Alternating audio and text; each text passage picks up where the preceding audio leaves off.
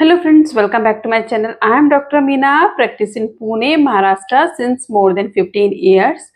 तो आज की वीडियो में हम बात करेंगे कि अगर आपके दांतों में स्पेशली फ्रंट टूथ में इस तरीके का कालापन है, जैसे कि अभी फोटो में देख रहे हो कि दांत पूरा काला हो चुका है, दांत का डिस्कलरेशन हो चुका है, तो इसका क्या मतलब होता है और इसका क्या ट्रीटमेंट ऑप्शन होता है।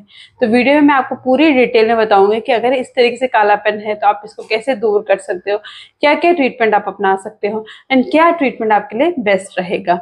तो वीडियो स्टार्ट करने से पहले अगर आप चैनल में नए हैं तो इसको लाइक शेयर एंड सब्सक्राइब जरूर करिए and hit the bell icon ताकि मेरी आने वाली हर लेटेस्ट वीडियो का अपडेट आपको मिलता रहे। So let's start the video.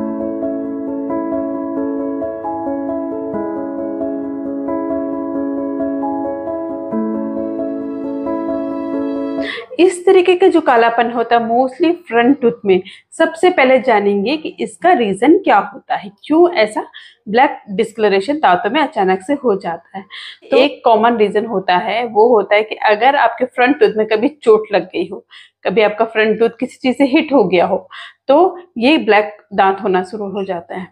लेकिन कई बार पेशेंट ऐसे कहते हैं कि मैम हमको तो पता ही नहीं है हम कब गिरे थे, कोई याद ही नहीं है, कोई मेमोरीज ही नहीं है कि हम कब गिरे थे। एक स्लो प्रोसेस होता है एंड ये at the age of 14 to 15 अगर आप गिरते हो, चोट लगती है या फिर कोई भी एज में अगर आप गिरते हो तो उसका असर आफ्टर 3-4 ईयर्स में आने शुरू हो जाता है।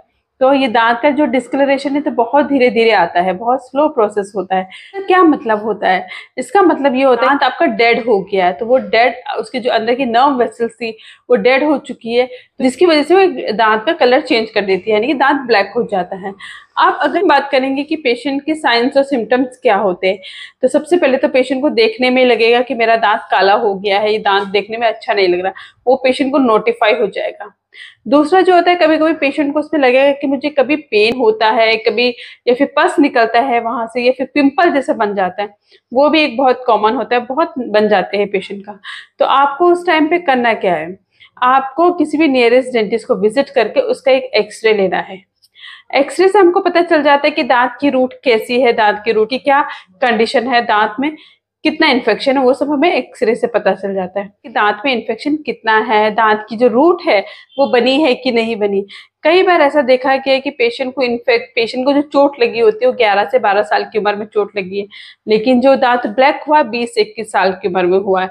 तो क्या होता है, उसका मतलब ये है कि जब आपका जो फ्रंट होता है 11 से 12 साल की एज में, वो उसकी रूट फॉर्मेशन प्रॉपर नहीं हुई होती, यानी कि रूट उसकी अच्छे से नहीं बनी होती है। तो वो सब हमें एक्सरे से क्लियर होता है एंड उसका जो ट्रीटमेंट होता है वो डिपेंड करता है कि रूट प्रॉपरली बनी है कि नहीं बनी है। लेकिन अगर हमें दिखता है कि रूट अच्छे से बन गई है, उसमें पास इन्फेक्शन है, तो हम उसका अच्छे से रूट कैनाल करके उसके ऊपर क्राउन्स लगा सकते हैं। इस तरीके से डिस्कलरेशन दूर हो जाता है। अब अगर हम बात करें कि रूट फॉर्मेशन अगर अच्छे से नहीं बनी है, उसका फिर हमें दूसरा ट्रीटमेंट करना पड़ता है, थोड़ा लेंथी पड़ जाता है, बट फिर भी उसका ट्रीटमेंट पॉसिबल होता है। एंड उसके बाद अच्छे से रूट कैनाल करके उसमें भी, एंड उसके बाद कैप लगाई जाती है। कैप जो होती है मोस्टली हम जिरकोनिया कैप ही प्रेफरेंस देते हैं फ्रंट टूथ में, क्योंकि ये दांतों के कलर की होती है, just look like your natural tooth.